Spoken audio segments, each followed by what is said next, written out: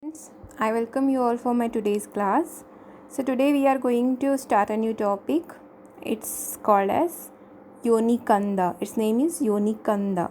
So as the name itself suggests, it is made up of two words, Yoni and Kanda. Kanda means a growth. Okay, Kanda means Kanda akara growth is there, tumor like growth and tuber like growth. And Yoni, as you know, the Yoni means the female reproductive system, or especially the vagina here. So coming to the Yoni Kanda, Nidana, Samprapti. So here in this topic we are going to deal with the Nidana, Samprapti, Bheda, Lakshanas and Chikitsa and the modern correlation of the Yoni Kanda. So coming to first the Nidana and Samprapti of Yoni Kanda. So the Nidana and Samprapti of Yoni Kanda is mentioned by Madhav Nidana. The quotation is given here. The quotation of Nidana and Samprapti goes like this. दिवास्वप्नात् अतिक्रोधात् व्यायामात् अतिमैथुनात् शतश्च नखदन्ताध्यैर्वाताध्यैः कूपिता यदाः. Next line. पूयशोणितसङ्काशं निकुचाकृतिसन्निभं जनयन्ति यदा योन्यौ नाम्ना कन्दा स योनिजः. So this is given in Madhav Nidana 63 chapter first or second quotation. So here the Nidanas of Yoni Kanda is mentioned as first Divaswapna Atikrodha. Divaswapna means the day sleeping in the daytime, and Atikrodha means excessive anger.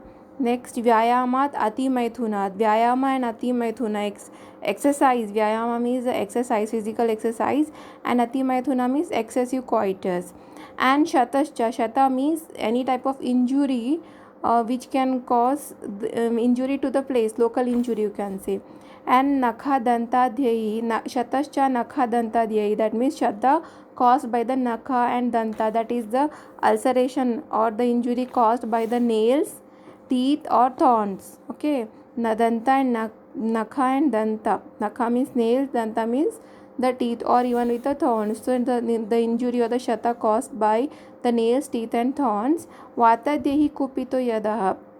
So because of these reasons the doshas are aggravated, specifically the Vata dosha. So the doshas aggravated due to their respective causes produces a Kanda.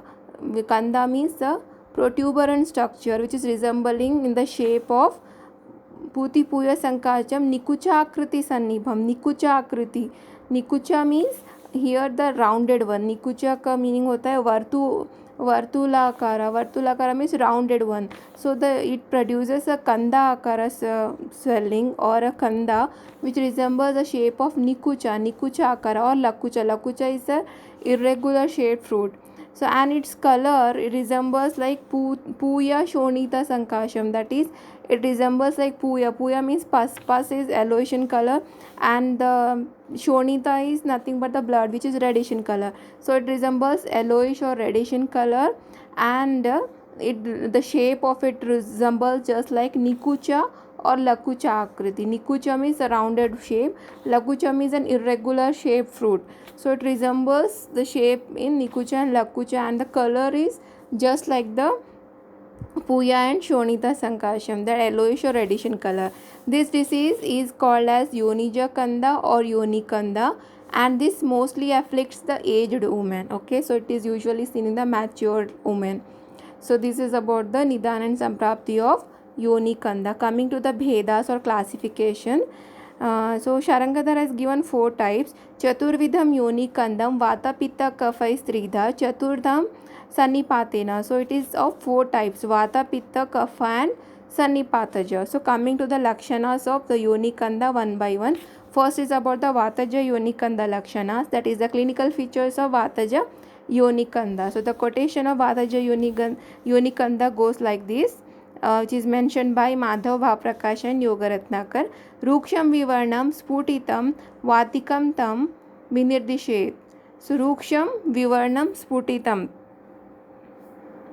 So the Vataja Yoni method resembles, it is Ruksham is dry or rough, Vivarnam is it is discolored, and Sputitam is fata hua, that is it has a cracky appearance. So the Yoni Kanda having the rough, dry nature, discolored with cracked appearance is called as Vataja Yoni Kanda. So next about the Pittaja Yonikanda Lakshanas. The Pittaja Yonikanda Lakshanas are like this. Daha Raga Jora Yutam Vidyat Pitatmakam Tutam. Daha Raga Jora Yutam. So the Yonikanda associated with the Daha, that is the burning sensation, Raga redness or the Rakta Varnata, and Jora is a fever, should be considered as Pittaja Yonikanda. So next about the Kafaja Yonikanda Lakshanas. The Kafaja Yonikanda Lakshanas, the is mentioned like this. Neela Pushpa Pratikasham Kandu Mantam Kafatmakam. Neela Pushpa Pratikasham. And in the Bhava Prakasha, Madhav Nidana has mentioned Neela Pushpa, whereas Bhava Prakasha has mentioned Tila Pushpa Pratikasham. Neela Pushpa is mentioned by Madhav Nidana, whereas Tila Pushpa is mentioned by Bhava Prakasha, and the quotation is, remaining quotation is same. Neela Pushpa Pratikasham Kandu Mantam Kafatmakam. So the Yoni Vyapad having the color of the flower of the Neela Pushpa. Neela Pushpa means the Atasi Pushpa or the Tila Pushpa is bluish. Atasi Pushpa or Tila Pushpa color will be usually the bluish in color, and it is associated with the Kandu. Kandu is a itching. Should be considered as the Kafaja Yoni Kanda. Though the bluish discoloration is a sign of the Pittaja vitiation, yet here, due to the speciality of the disease, it is seen in the Kafaja disorder. So usually the bluish color is seen in Pittaja, but here it is a speciality of this Kafaja Yoni Kanda. So next about the Sannipataja Yoni Kanda Lakshanas. The Sannipataja Yoni Kanda Lakshanas mentioned by Madhav and Bhav Prakasha goes like this. Sarvam Lingam Samayutam Sannipatatmakam Viduhu. And according to Bhav Prakash, Sarva Linga Samayuktam Sannipatatmikam Vadet. Here the Yoni Kanda associated with the features of all the three doshas is called as Sannipataja Yoni Vyapad. Here you will find the lakshanas of all the three doshas, that is pain will be there because of Vata, redness will be there because of Pitta, and itching will be there because of Kapha, etc. things. So coming to the Yoni Kanda Chikitsa. Yoni Kanda Chikitsa, the quotation of the Yoni Kanda Chikitsa goes like this.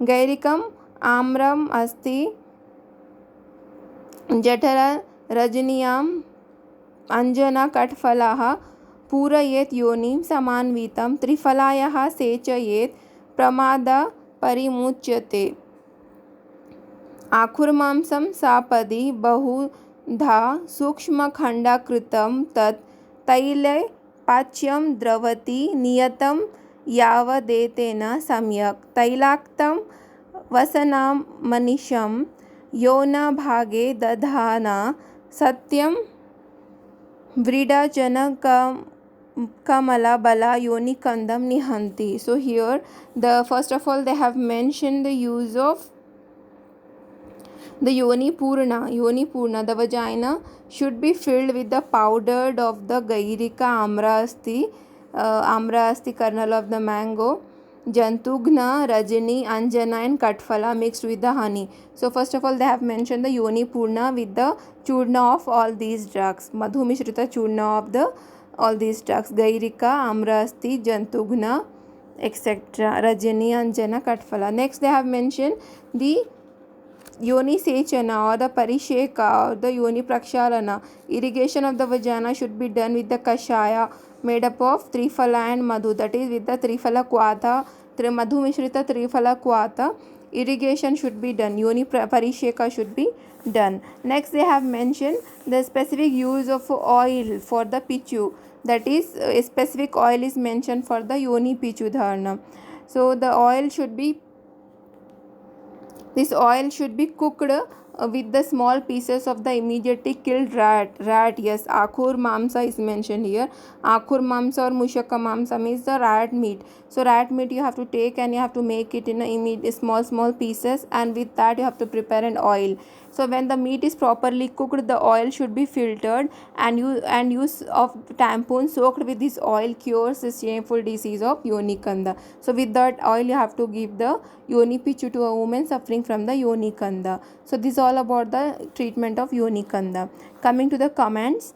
The Yonicanda is a disease of vulva or the lower vaginal canal because injury and ulceration by the nails and the teeth, they have mentioned nakha, danta, shata, is are the also the causative factor. So it can be possible on the outer region only, like in the vulva or the lower vaginal canal. It is not possible on the upper vaginal, upper reproductive tract like uterus, cervix, etc. It is possible in the lower reproductive canal only, and it has a round or irregular shape. It requires only local treatment and it is considered as easily curable. So few workers have equated this with the polyploidal growth tuburing from the introitus. Other opines that the Vataja unicanda simulates the malignant vaginal ulcers. Kaphajan Sanipataja, the description of simple or infected Bartholian cysts respectively. Malignant ulcers are again there are sadhya or incurable, and cysts are surgical disorders. But this disease is a easily curable one. Since in this disease resemblance with the pus and the blood is a basic clinical features, hence it can be equated with the Bartholian abscess. So it can be better can be correlated with the Bartholian abscess. Vaginal unicanda can be considered with the early stage of Bartholian abscess. Pittaja unicanda with an acute suppurative stage of the Bartholian abscess, whereas Kaphaja as a chronic stage and Sanipataja as a acute suppuration in the chronic Bartholian abscess. Purulent discharge is seen after bursting of any abscess, and incision of the abscess. Advice for other abscesses are not mentioned for this disease. It is possible that the abscesses of reproductive organs are being treated medically during those days and incisions was not advised. Bartholian abscess can occur at any stage, however, the young women are more vulnerable, while this disease is said to be developed in the older age. In general practice, Mushaka Taila is prescribed for the treatment of the prolapse, and it is more common in the aged women. Generally, in the uterovaginal prolapse, resemblance with the pus or blood, the basic feature of the disease is not seen. However, sometimes in the chronic prolapse of uterus, especially after the menopause, due to congestion, the redness may be seen. So, due to this chronic congestion, decubitus ulcer, infection, healing of the ulcers, keratinization, etc., sequelae may be found. So, these various stages can be equated with the different types of the Doshika Yonikanda. So, there is one more correlation. The author has tried to correlate this with the different stages of the uterovaginal prolapse, because in the different stages of the uterovaginal prolapse can be correlated with the different types of like Vata, Pitta, Kapha, Sanipataja type of Yonikanda. And another, considering the description of Yonikanda in its entirety, it is difficult to equate this condition with any single disease known today. However, it appears nearer to the Bartholian abscess or the prolapse of uterus, especially after the menopause. So you can correlate this condition either with the Bartholian abscess or with the prolapse of uterus after the menopause. So coming to the modern correlation, infections of the Bartholian glands. Bartholian glands are the two pea-sized 2 cm glands located in the groove between the hymen and the labia minora at 5 o'clock and 7 o'clock positions of the vagina. Causative organisms is gonococcus is always to be kept in mind, but other commonly caused pyogenic infections are E. coli, Staphylococcus, Streptococcus, Chlamydial trichomatis, and the mixed type polymicrobial is also seen in cases. Pathology, both the glands and the ducts are involved. The epithelium of the gland and the duct usually gets swollen. The lumen of the duct may be blocked or it remains open, through which the exudates escape out. Fade, the infection may resolve completely or an abscess is formed. So especially the Bartholian glands, when it is affected, sometimes it is completely resolved without any without becoming an abscess. Sometimes it may form as an abscess. In others, the infection subsides only to reoccur in future. In some cases, the glands become fibrotic. Too often, the duct lumen heals by fibrosis with the closure of the orifice. So, it leads to the pent-up of the secretion of the glands, formation of the Bartholian cyst. Sometimes it make a simple Bartholian abscess. Sometimes it can form a Bartholian cyst. Thus, the end results of acute Bartholinitis are: first is the complete resolution, second is the reoccurrence, third is the abscess formation, and fourth is the cyst formation. Coming to the clinical features, initially there is only the local pain and discomfort, even to the extent that the extent of difficulty in walking and sitting. Patient usually complains that there is some pain in the walking and sitting. Examination reveals the tenderness and induration of the posterior half of the labia when palpated between the thumb outside and the index finger inside the vagina. This is a method of palpation. So in this way you will find the tenderness and induration in the posterior side of the labia. The duct opening looks congested and secretions comes out through the opening when the gland is pressed by the fingers. The secretion should be collected with a swab for bacteriological examination. Treatment: hot compress over the area and the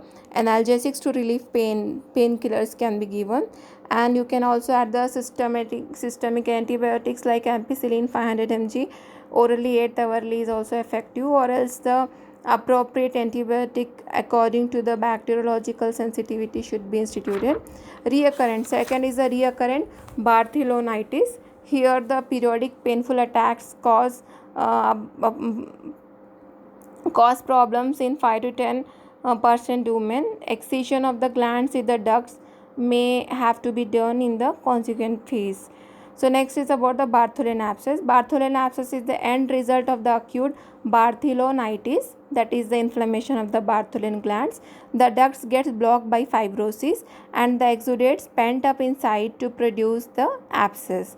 If left uncared for, the abscess may burst through the lower vaginal wall. A sinus tract may remain with the periodic discharge through it. Clinical features: the local pain and discomfort becomes intense. Usually the patient complains of the local pain and discomfort in the Barthelonitis cases also, but here it becomes somewhat more, intensity is more. The patient cannot walk or even sit.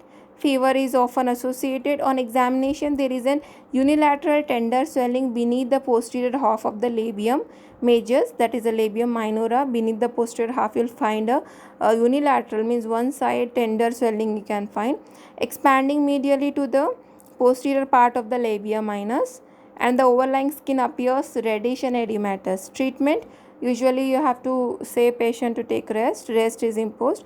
Pain is to be relieved, as it is very painful condition, so pain is to be relieved by giving analgesics and daily cyst bath. You can ask patient to take the cyst bath. Systemic antibiotics like ampicillin 500 mg orally or 8 hourly, or tetracycline in the chlamydial infection. If chlamydial infection is suspected, you can start tetracycline.